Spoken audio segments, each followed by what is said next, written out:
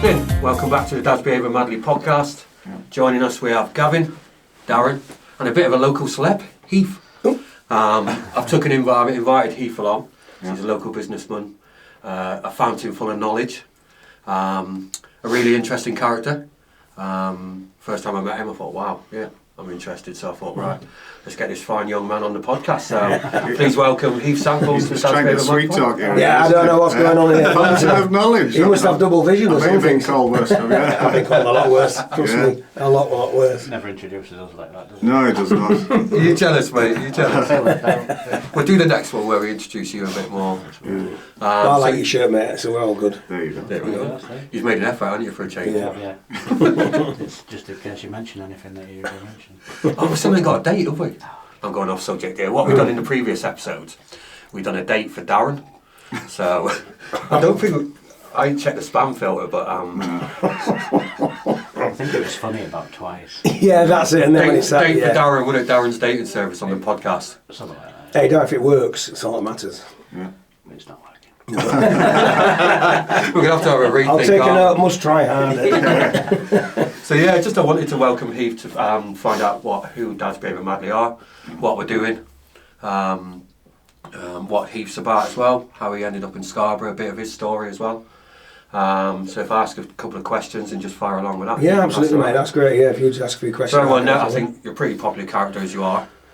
For good reasons well known, I think. Not sure about popular, but yeah, well known. Well known. And I always say it's the only reason I'm well known. If I was called David Brown or Ian Smith, then nobody'd remember that name. But as it's Heath and quite unusual, it's quite and a unique name, isn't it? Yeah, it's easily once heard, not that easy to forget. So I think otherwise I'd just disappear into the ether if I had a normal name.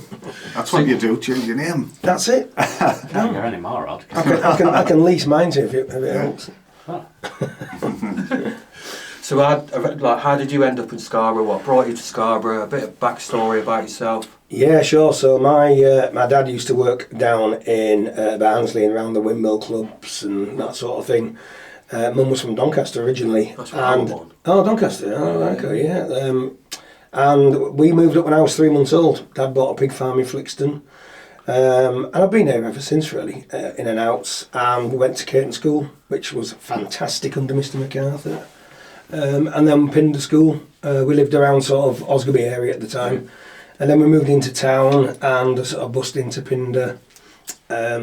And fabulous days, great days at Pindar School and Caton School. Kept some sort of Sometimes it gets a bit of slating, but I know quite a few parents who go to Pindar. Yeah, it was good. To go there and it's all about catchment areas, and I think the broader the catchment area, the broader the dynamic of the pupils attending, which is always a good thing, isn't it? Yeah. It's not insular then. But we certainly had a great range of people when I was there.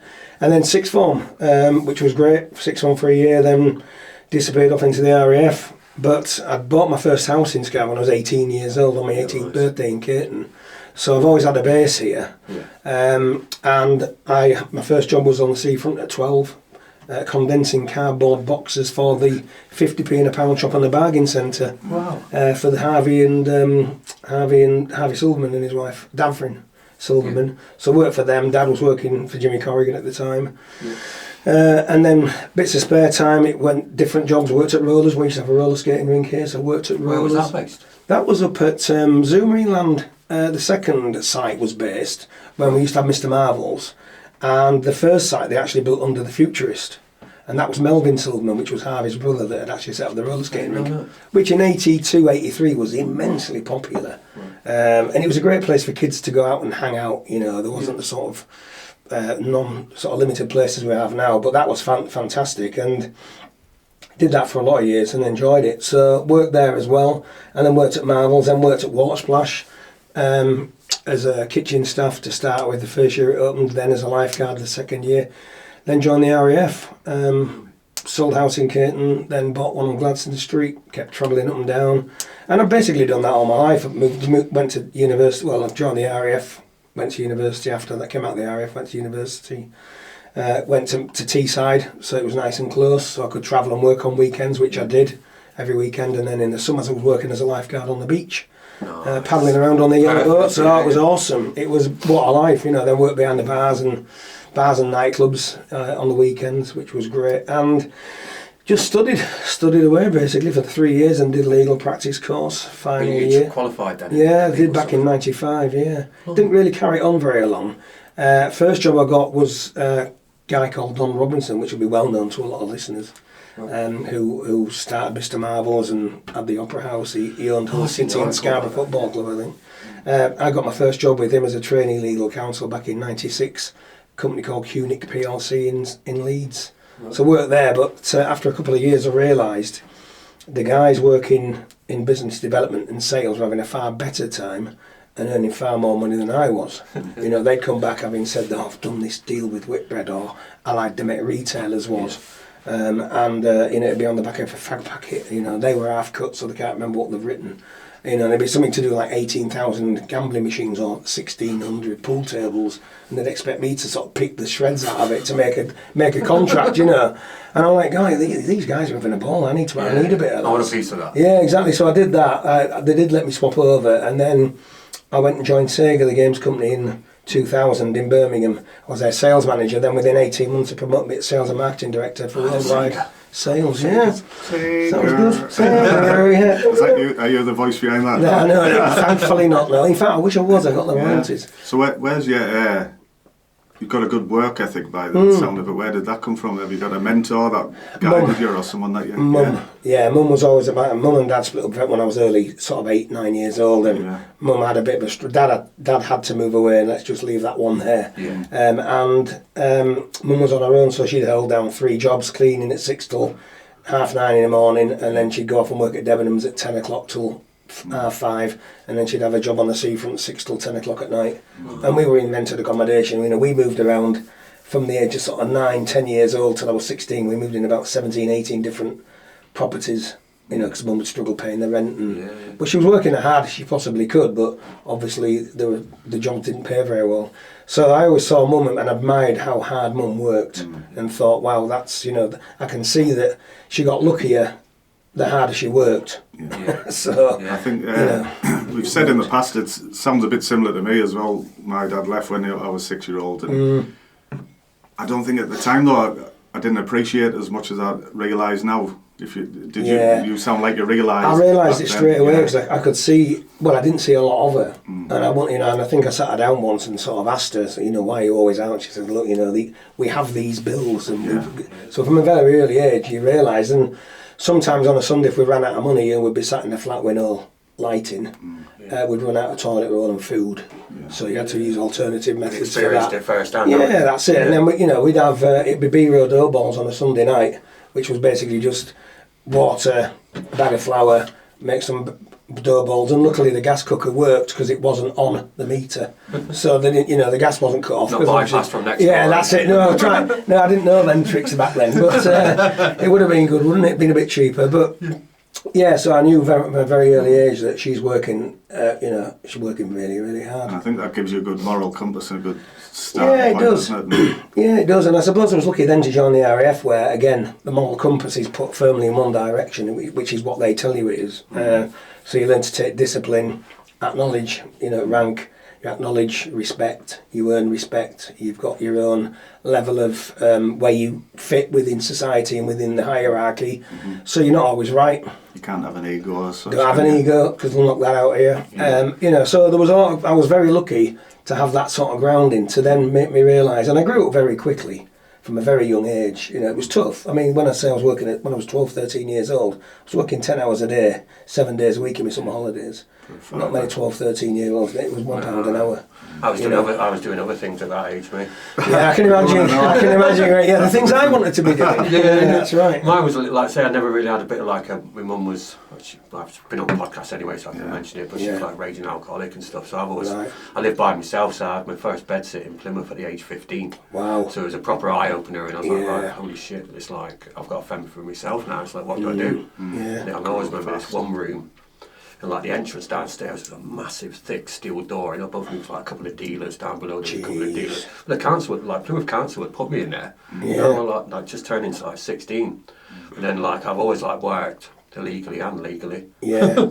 But I had to earn a wage to try and pay the bills and stuff and You all have that to. kind of thing. And you think you're the only one that's done them sort of things, but when the more you talk to people, the more you realise there's an awful lot of us have had an upbringing like that. And, you know, you just got on with it. I think that's what we found, and we've said on here before, we thought we knew each other. Till you Yeah. start talking, you're like, actually, I didn't even realise that about myself sometimes. No. You start on earth and stuff, and it's good to talk about Yeah, it. because I and then- think we've opened quite a bit on this podcast. And Yeah. like, blimey, I didn't know that about you.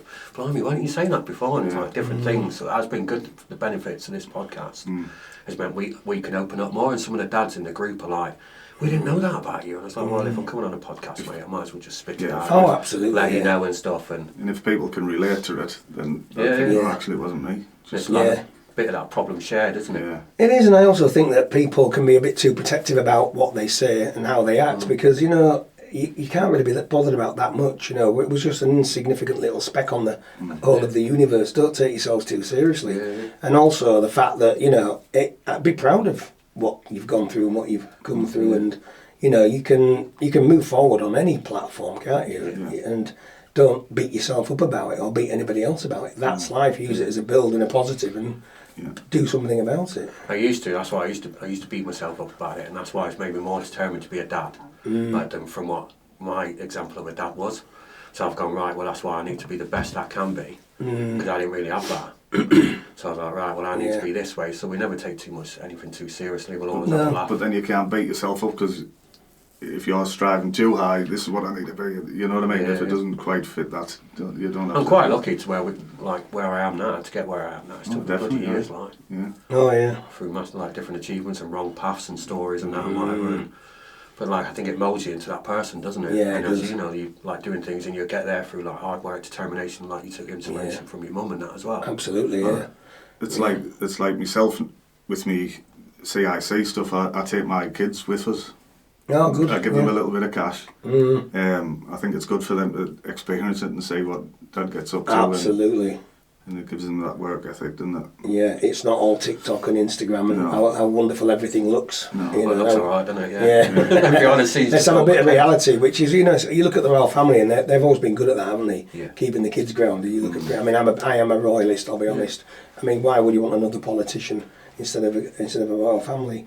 So, you know, when you see Prince William and how he treats his kids and what he gets them involved in, it's very much what Diana did with her kids. Yeah. So, you know, you just think, yeah, keep grounded. Yeah. Grounding's great, isn't They're it? 100% real, aren't they? That. Yeah, they are. I do that's admire it. them for that.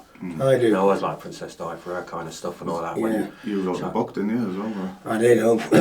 Yeah, I did. Yeah. Is it still available? It's unfortunately. Is it yes, back on the yeah. market now? Apparently somebody said to me that the unsigned copies are worth more. But yeah, it was a fictional account of how Diana may have lived her life had she not died in the car crash. Right. So she leaves the hotel, she gets in the car, they have the crash, but she lives. And it's a talked- fictional account of how she would have lived. I've talked about this before, isn't it? Like a sliding moment sort of Yeah, thing. exactly, She like a went sliding that way, she went doors. that way instead of Exactly that. way, Yeah, That's what absolutely. you always talk about. I always It's talk true, about isn't it? that, yeah. So true. Fair, isn't it? Yeah. Yeah. It is. Sliding doors. Yeah. So it sounds like you've had lots of different work experience. I've said in the past in that at the time you probably don't realise, but then you take away from it, don't you? Like, I learned something from that, Yeah. and you learn something from everything, don't You you? do, and I think the RF for me it was almost like, you know, because I'm of an age where I do remember VHS, you know, video recorders, So do where I. you'd Top sort of, loaders. Top you know, loader. top loaders, yeah, you know, you'd push the buttons down and you got to fast forward. And the great thing with the RF or any services was you had the guys joining and guys leaving, and you got to fast forward of everybody's life in between. There was those guys that were joining, they're getting engaged, married. Those that had, you know, then had kids. Then kids had grown up. Then they were retiring. Then they were sort of going off in retirement world. But you could see, as an open book, exactly what was ahead for you for the next 40 years. Yeah. So, and you could see that basically that's life, regardless of what your vocation is. And it was quite nice to sort of go, wow, that's the pathway, is it? Right, okay. So which parts do I want to be involved with and which ones don't I want to be involved with? And that was a great experience as well. So that helps immensely to fast forward my thoughts on what I wanted to do, which was good. Have you ever had a business mentor or someone that you've always looked up to and thought, Do you know, I haven't as such really. What I've always done is, whoever I've worked for and who they've worked with, I've always taken a real keen interest in what they've done right, but more importantly, what they've done wrong. Because I'm a great believer in trying to learn after my own mistakes. You know, my brother will tell me, he'll say, I can see this brick wall coming, and I can see it coming, but I just can't do anything about it. I'm like, well, of course you can. You know, learn from other people's mistakes and try and see what they've done. Yeah. And he'll go and hit the brick wall and go through it. Whereas I look at it and think, right, well, who's done this before and where did it go wrong? And just try and learn off other people's mistakes, because then it just makes you a bit more of a chance of trying to get it a little bit more right than wrong. Yeah. So that sort of foresight helps. But a mentoring specific, no. Read an awful lot of books, as you can imagine. Doing a law degree helps you read a lot of books. And I've read a lot of like Richard Branson's and Alan Sugar and all those sort of guys. How they've done it, you know. And when the guy who set up Nike, you know, that's a really good read. And the guy who set up Walmart, you know, they're really good reads because you realise these guys have absolutely worked their backsides off to get what they have got and where they are. Have you seen that movie? I watched it. I'm sure it was on Netflix. The one who's about McDonald's. He started by selling off the little machines or something. Yeah. What was it? Photocopier or something. No, was it ice cream machine or something like that? Or something. Yeah, is it called Owner or something, isn't it? Founder, yeah. Founder, that's right. Yeah, brilliant. Brilliant story. But I mean, the McDonald's brothers had their own business, and he came along and said, oh, look, you're doing this wrong. Yeah. But they wouldn't listen. In the end, they ended up buying their plot, didn't they? I mean, Yeah. he was ruthless, that guy. And it ended up being a rental thing, more real estate than it did burgers. It was, that's where they did it, yeah. Buy the property and then lease it back to the people that are using it, which is very much like a franchise model. I was involved with Coffee Republic for a number of years doing franchises, and it's that model, you know. He just hit it at the right time, right place, which always helps, of course. Yeah. You know, if you've got the right product at the right time in the right place, you know, you can never really plan for that. But if you can get 1 out of 3, it's good. Hitting the ground running and stuff. Yeah, you know, he was just in the right place when people were going for fast food and burgers were moving, and he hit on the property thing, as you said. But again, there's an awful lot to learn from that. You know, I've got a friend of mine who buys properties and buys land, and he said, well, you aren't making any more land, are they? So buy land, you're not making any more of it. You know, and you sort of think, yeah, there's a lot of little secrets out there. Even when I was young, people would say, buy property, always increases in price. Yeah, but I don't like property. I don't want to get involved in it. You don't have to like it. Too much. Well, that's exactly right. And the thing is, look at it, hasn't it increased? You know, if we'd have all bought property when we were 18 years old and carried on buying till we're 28, we probably retired 10 years ago. And we all know that. And the next generation coming through, it applies the same. So there's an awful lot of things that remain the same in this life. I keep meaning to do a bit more reading. You always hear about successful people always readers. One bit I have read is Think and Grow Rich. Have you read Think and Grow Rich? I haven't read that one. I No, thought it's a you good would read. Yeah. So it keeps all the way along. It's like gives you little feelers. By the end of the book, you'll discover the secret of how to grow rich and all this, and it keeps you like little excellent. And I think it teases your interest and it makes you think of what the answer is. If you know what I mean, rather than giving your answer, this is your method. Still got to think for yourself. But like you said, you have to read a variety of things, and there's books out there to tell you how to do things and right and wrong. So why not use them and you can become successful? One of the first books I read was is it Men Are From Mars and Women Are From Venus, or the other way around, and that was astounding because every time I turned the page over, they were literally talking about me. And what it said to me back then was how predictable we are as human beings, men, male and female. Yeah. So, you know, we all think we're slightly different and got idiosyncrasies. Yeah, we have. But generally speaking, still the human race, absolutely, we're all creatures of habit. Yeah. And that was a really interesting read to realise that actually I'm the same as everybody else. You might think slightly differently, but we're all on the same path. Yeah. It's just little things, little pointers you can change. Like flying. You know, you don't grab hold of the control column and start giving it a big twist like you would on a motorbike. Very small inputs, very feather-like inputs, just make the biggest differences, and that's life, isn't it? You don't need to get hold of it and wring its neck. It's like we said, the sliding door. I think it's it is. You just said it again there, really, haven't you? I think one of our lads, he's in Navy, so he bought a property. That's one of the first things he'd done when he got promotion and stuff, and he's been promoted to petty officer now, so he's on submarines and stuff. Oh, good lad. So he's based down in Portsmouth, but he's having a whale of a time, you know what I mean? He's absolutely loving it and stuff. And I bet he is. But he always jokes like I sleep next door to pedos and all that kind of stuff. And that. But, he's paid well in there, and for a young lad in that, he's bought a property up on South Cliff. Good lad, brilliant. But yeah, he's invested it into that way, and so the other lads in army and stuff. So he's loving life now. He's got promotion. He's corporal now. Yeah, Corey's corporal. And one of my dad's friends was on submarines for years, and my dad would often say to me, you know, where have you been? He said, I can't tell you. And then he said, look, you must know something. He said, well, actually, I'm in charge of the depth. said, well, how deep have you been? He said, well, I can't tell you a secret. Yeah, exactly. Okay, so Where you been? You can exactly look out window, can you? no, I have no idea where we've been. But sometimes he can be right antisocial anyway, so he loves it on submarines. So Oh, well, you don't really that's see perfect. anyone in it, so No. he's down there in the depths and stuff. It's Hotbedding. like, I couldn't think of anything worse. Mate, I I tell you. couldn't, not for me. If I'm going in Navy, I'd rather be on a ship. At least I'd stand a chance of like jumping off, or at least I know what's going to hit me if I Yeah, can see it. You know what I yeah. mean? In a submarine, you're just down there. And Bit frightening, wouldn't it? Because, my son's really good with money. He's 20-year-old. I wish I was as good. Back in the day, I'd have a tenner, it was gone. You know what I mean? Yeah. Where's my next tenner? But he's really good, so hopefully he carries on that path. Like, because we were saying about paradigms once. Have you heard of paradigms? Yes, yeah. So, like, it's your mindset and your limit and beliefs. we So call Gandalf culture Jordan. Yeah, the don't we? culture Jordan. But, like, it's all... I've always been crap with money. I'm always going to be crap. You never improve, do you? Well, no, absolutely. So, Changing your mindset is the key part, isn't it? Believing in yourself. yeah. You know, and you can only help them that help themselves anyway, can't you? So that's a good shout. You do as well with that. I like that. Like I say, until they're ready for them to help for you to help them, you're doomed, aren't you? Until it clicks for them as well, and they want the help and support. I think it's like a lot of the dads who join you, isn't it? At first they're a bit apprehensive. You show them what we can offer and show that we're not forcing it on them. You have to attend everything you have to do, talk about this, your problems. We don't force it, and then it just comes That's it, because we have naturally, some doesn't it? dads who will come for like a breakfast, and they might not see him for about 3-4 months. No. But he's still in the group, he's still chatting and stuff, and Yeah. he's still checking in and stuff. He's just like really tied up with family stuff and all that, and that's part of what it's about, isn't it? They drop in, they drop out.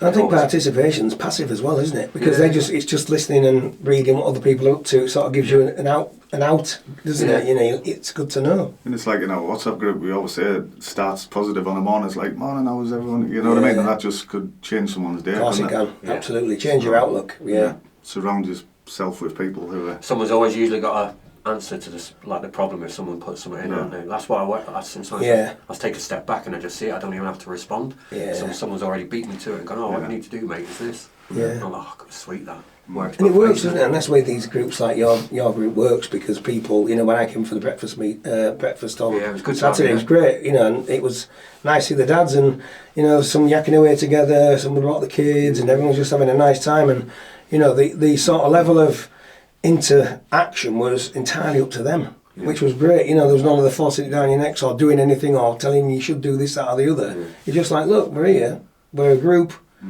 let's chat, or if you don't want to chat, we'll have a cup of, we'll just bump, you know, and it just works. And I think those types of engagements where it can be passive or it can be positive, you know, outgoing, caters for everybody, because you're not just looking for people who've got a voice. I mean, I do apparently like the sound of my own voice, but a lot of people don't like speaking or doing much, you know, and it's just good for them to have an outlet. And again, on the WhatsApp groups, you know, I'm on a few groups where some of the guys don't even say anything, but I know they're reading and they're taking it in, and that's as good as them. That's their participation level, and I know they're participating. Yeah, we've had the feedback for some of the dads, like, I haven't commented for like months and stuff, I don't know how to. I was like, as long as you're reading it, mate, I just feel, just drop a comment in whenever you're ready, but that's it. Absolutely. You know, do whatever you want. The group's always going to be there. And that breakfast, we had like 3 new dads on that. Yeah, it was good, wasn't it? Yeah. Crazy, and obviously we have JC who comes over from near Pickering. Yeah, that's a fair distance. We're doing sauna in the morning at 5 a.m. Where was your breakfast again? Wow. It was at Carousel, wasn't it? Because Scarborough yes. was shut. Really decent breakfast, mate. Really do. It was good, wasn't it? Obviously 2 kids under 16 you free. So that was like even cheaper. But yeah, That's JC brilliant. comes over from near Pickering. When we do the sauna tomorrow at 5 a.m, we got Ed coming over from Beverley. Blimey neck. So, and he's like, I love it because it resets my brain. I'm ready for the day, and I get back for the school run. Yeah, that's the thing. So isn't that's it? his breakaway, and then he's ready then. Yeah, I think exactly. that's what we always fear, don't we? You don't want it to interfere with your family life, because then you're improving this side of it, but then you're falling behind there, aren't you? So Feel a bit guilty. I know, because we are having a few of the wives and girlfriends and stuff saying, well, what about the mums? What about the mums group? I was like, they're getting a bit jealous now. Like, what are you doing with dads again? You mean you're doing they that? always You're doing start that? to say it'll be really good for you. Go. What, you're out again? Yeah, you're having a good time. What's going on? Where'd you get all this time from? Sauna. There's quite a bit of jealousy in a minute. I was like, no, I ain't getting involved in that. That's not me, that. Not a No, chance. keep away from that one. But yeah, it was a pleasure to have you there. I appreciate you taking the time out to come along and that. And it's a good. It's a really good resource, and the main thing is that they're rebounding off each other and solving each other's problems and stuff for free and stuff, which I actually enjoy. But yeah, they're an awesome team, and like they make me feel so proud and it just continues to grow and grow and Yeah. grow. But what other like interests do you have then, Heath and stuff? What if you were feeling down or anything like what would improve your mental health? What's your The one for hobbies? me, I think, is just get out on the sea. Yeah. It's I do like kayaking. Even just walking the dog on the beach, which I do most days. Just sort of resets you. I always think, because I've sort of got up through cycles in my life where I've had no money, lots of money, no money, lots of money, no money. And I've never been happier when I've had money. Right. I've always been happy whether I've had money or not. And I think having money does bring its problems, and there's no doubt about that. It's great to pay your bills, but it doesn't give you any other advantage than that, really. It's what I've discovered.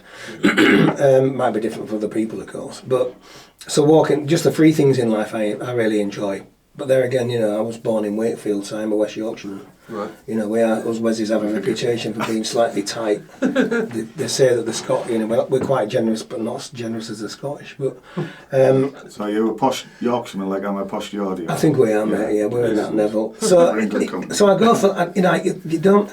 I always quite sort of feel liberated when you do something and it's like a walk through the Italian gardens, or it's as I say, a walk on the beach, or get the kayak out. The kayak, you pick a kayak up for like 60 quid. Yeah, I love being in sea. You can have a paddle around. You don't have to.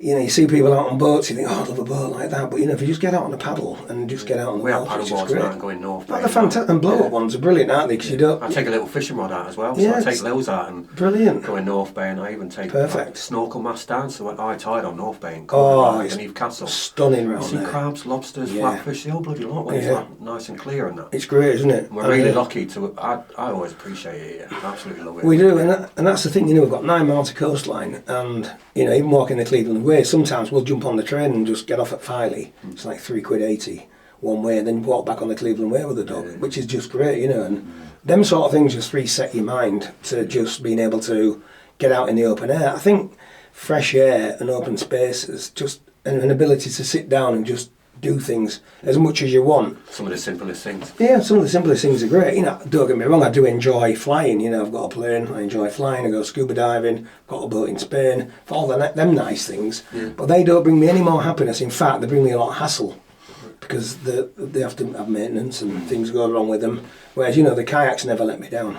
The paddleboards never let me down. Exactly, the cheapest thing I've got, and I get more fun out of them, because I know when I go out on those, I'm going to have a great time and nothing's going to break or go wrong. Yeah. Whereas you go out on the other stuff, you're thinking, what's that noise? What's that? Do I need this? What's going wrong with that? Yeah, exactly that. What's that bolt missing out of there? I've been looking into, since New Year, I've been looking into a bit of Japanese philosophy and stuff, and they say about wood therapy, walking through the forest. He's going different places, this guy, isn't he?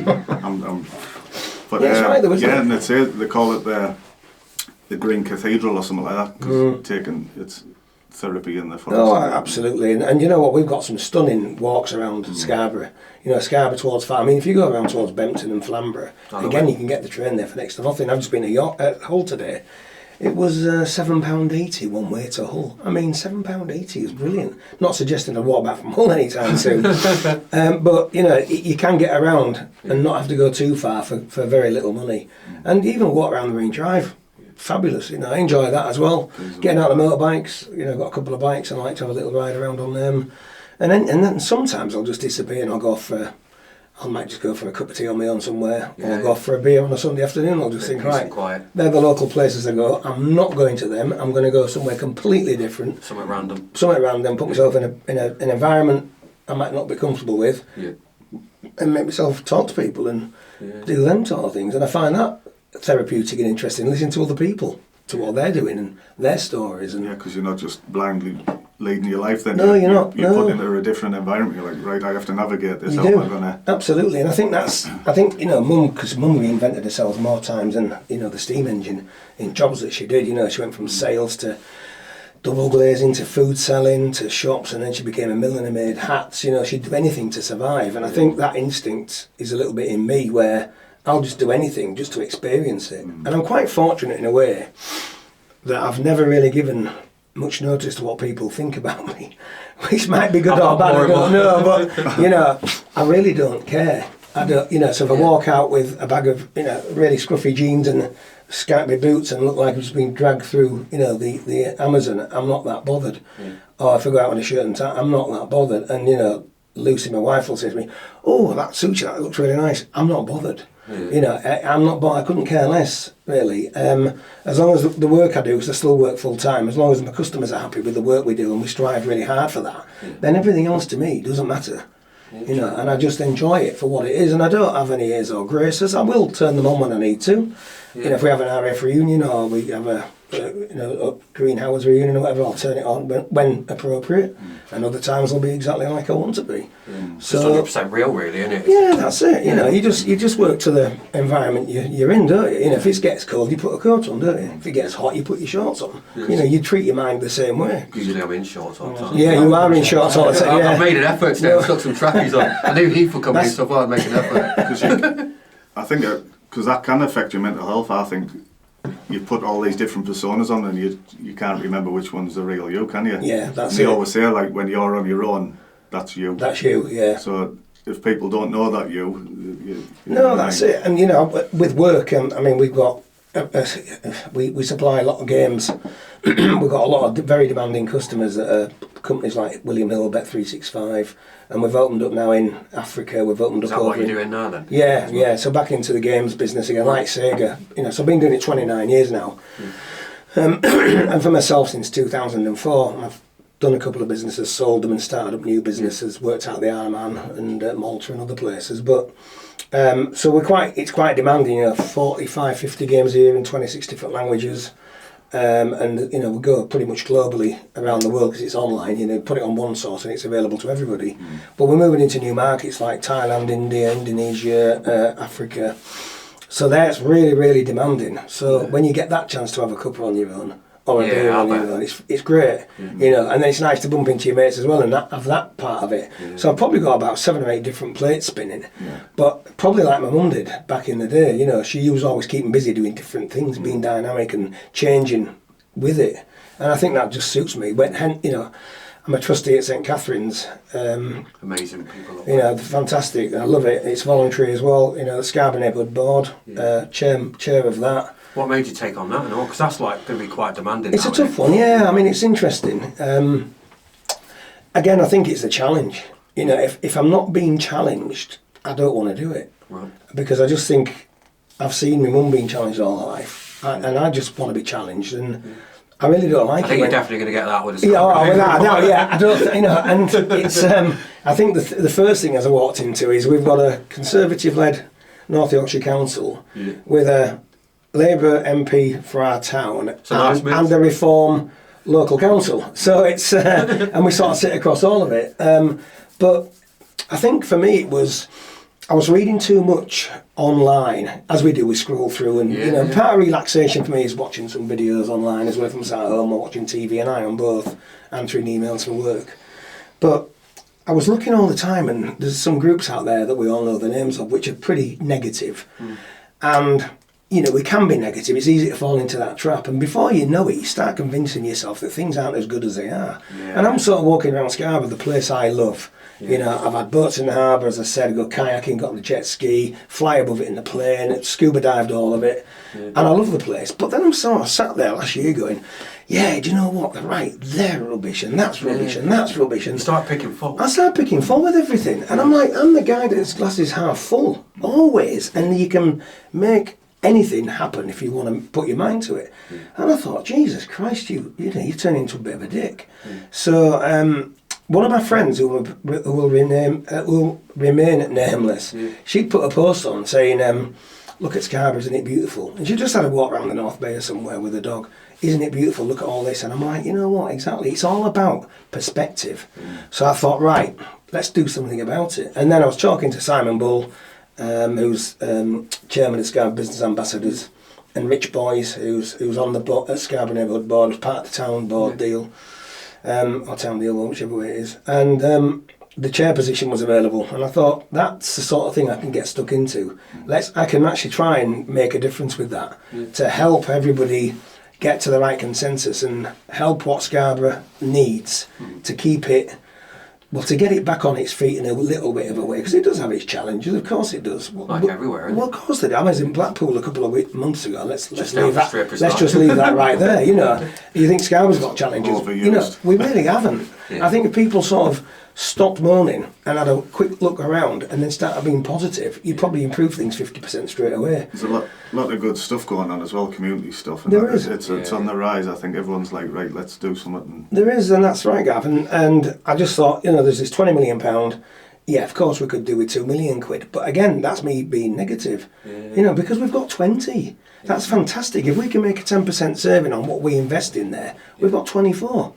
Exactly. I know I went to Pindham, I worked that one out. And it's, so like, wow. so actually, I think it does about right. Numbers. In numbers.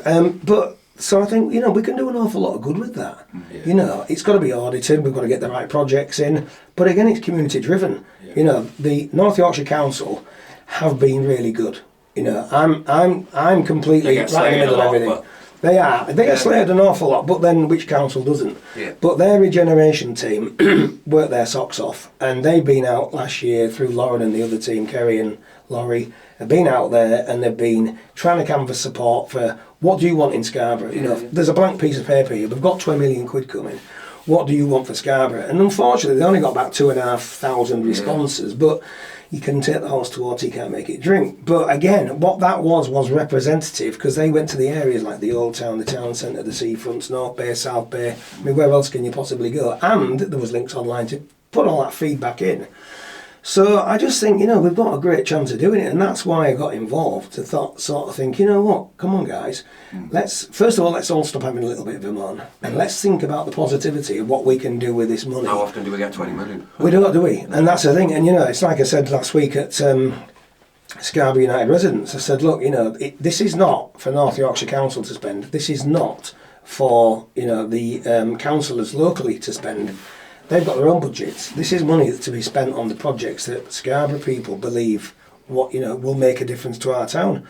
I just think it's fantastic. And Alison Hume, she's, it's a government initiative, let's be honest. And Alison's right behind it. She wants it to work. She wants everyone to get involved in it. And she wants things to happen yesterday. I mean, she works at 150 miles an hour, does Alison. Yeah. She really does.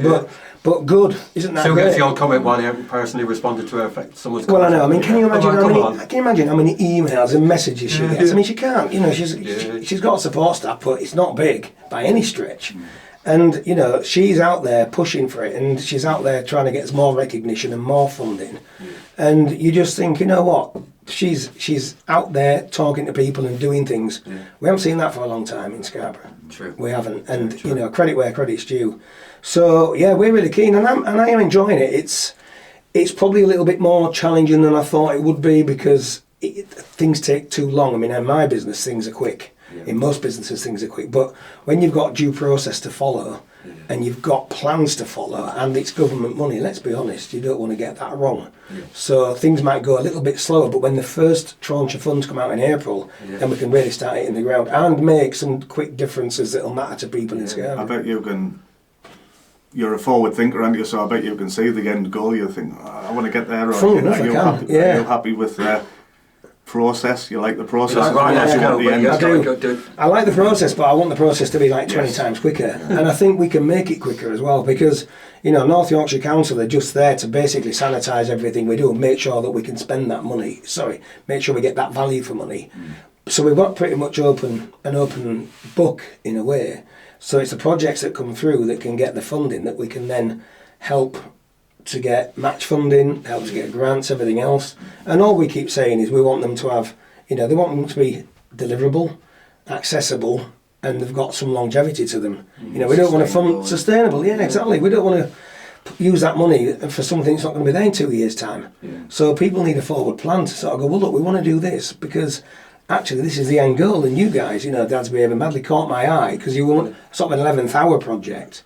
And I said to the board at the time, I said, you know what, if we're not funding things like this in Scarborough, what are we all here for? Because this is a great initiative. There's nobody really doing it for dads. I know you've got Andy Man's Club, but it's a different setup altogether. Completely different to what you guys do. And it's what men need. It's what men want. But men, because we're all men, we might not say it straight out. Luckily, you've found it, and you've sort of spotted it and said, you know what, this is an initiative worth following through, and you've got 60, 70 members now. Yeah, we're up to, I think there's 78 now in WhatsApp, I think, something like that, and it just continues to grow. Like, say, 3 new dads last week. Yeah. The response is it's growing and growing, so we can hit the ground running. We're quite lucky. It's like, I think there was something, was it 55 projects or something like that? Yeah. It's now down to, is it 11, I think? Down to 11 now, yeah. So we're down for to us 11. to come in that. Oh, you're doing unbelievably well, yeah. And I think within our group, there's so many talented people in different areas, and we think, we didn't know that about him and that, and then we've got thingy on the committee now. What's he called? Who's doing Robson. Yeah, he's a computer wisdom. Is it? Right, Fantastic. well, like Robson, it's like Have you that, not mate. tried this, Graham? Have you not? And we're like, what? Yeah, go on, you carry on with that. It's You're pulling alright if I do everyone's- this? I'm like, yeah, Robson, you go for it, mate. It's sort of pulling on everyone's expertise in different areas, isn't it? I think it's So there's 11 projects in there, and they can go on the North Yorkshire Council website, can't they? They can, yeah. The public Yeah, can have their say, the links on there as well. I'll try and get the link added on this podcast yeah, good idea. for the Pride in Place Award. Pride in Place Awards, cinema projects, isn't it, on North Yorkshire Council website. So everyone can go on, who live in Scarborough, surrounding areas. Go on, have a look at the 11 projects. They've got their voice, haven't they? They can have their say. 'Cause absolutely. you can't go onto Facebook and say, you shouldn't have this, shouldn't have this, if you haven't voted, or you haven't had your And that's say what we on that want. survey. We want people to get in there and start voting on those 11 projects, and you know, the ones that don't go ahead will be put on the back burner, so they can go forward. And also, don't forget, there's all new projects that can come along as well, because this is a 10-year moving feast. It might So spark something, mightn't it? absolutely, yeah. You know, there's a lot more things out there, Gav, that we will want to get involved in that are community driven, and that's a balance also with developing skills and promoting education, also possibly apprenticeships, those types of things. So I think for us as a board, obviously we're dictated to by what the public want. It's for us to deliver it on their behalf, but it's about having a balance in my world of let's build skills for young people so they can stay in Scarborough, work and earn a living, and also build a community support network. I mean, like the Volunteers Hub. I mean, what a great thing for people to be able to do, Volunteers Hub, and that will cross over with what you guys do. There's a lot of them projects like the water sports project that you guys will I love the water like I do, and it's I like the projects on there, and it's like the Brunswick. We'll all square one. Yeah, a lot of people are saying to me, well, why are we putting, why would we put some money into a private business, a limited company, when, it's for all these other projects? Well, it is, but it's also about regenerating Scarborough, and that's going to create jobs. It's going to employ local people, isn't it? Employ local people, give skills, and the government built Nissan in Sunderland, as you well know. So Nissan would move in there. They built Jaguar Land Rover in down in the Birmingham area. They bailed out Tata Steel because you have to, and as a business person I understand it really well, you have to incentivise business to come into locations that they wouldn't necessarily go into if they were not being assisted. Because if you had the money, would you take on a project like the Brunswick? Because it's probably, because the rates themselves will be lethal. Are you going to get the footfall? It's a massive gamble. So if they don't get some support with that, why take the gamble? Because they don't need to. And I don't want another Argos. None of us do. And that's what I've found with the feedback we've got, is people want a balance between work, placement, skills, education, community-driven groups, because they all interlink together. Because a lot of your dads will work, and some might not. But then we're there to give them benefits in all the projects. So I do think it works, but more importantly for everybody listening is to get on there, get voting, share the links, and tell us, what they want out of those 11 projects, which ones they want to go forward, which go on the back burner. Who knows, they might all go forward if we can find the funding for them, or partial funding for each project. But again, that's to be decided, and we can work within that framework. But it really is for people to get involved and get off those moaning groups and get positive and get on that link. Get on that link and get your voice heard. Nice finish, I think. Yeah, brilliant. That's the main thing I wanted to say was for the Scarborough public to get out there, get voting, get your survey in, have your say, what works, what don't. Everybody's different, they have different opinions. Absolutely. But get on there, I'll get the link, and we've been sharing it all over and saying, look at 11 projects and whatever and stuff, so get voting. Absolutely. I'm happy with that. Good. Brilliant. Excellent. I Brilliant. appreciate you coming in, Pete. No, you're welcome, mate. That's great. So we'll end it there. I can get back for traitors. Is that the main aim, mate? Yeah, Thank you, mate. Yeah, nice to meet you. Nice to meet you. Thank you very much. Nice to meet you, buddy. Nice to meet you. I'll see you again, guys. Cheers, mate. buddy. Good start, I Welcome. appreciate it. Welcome. No bother.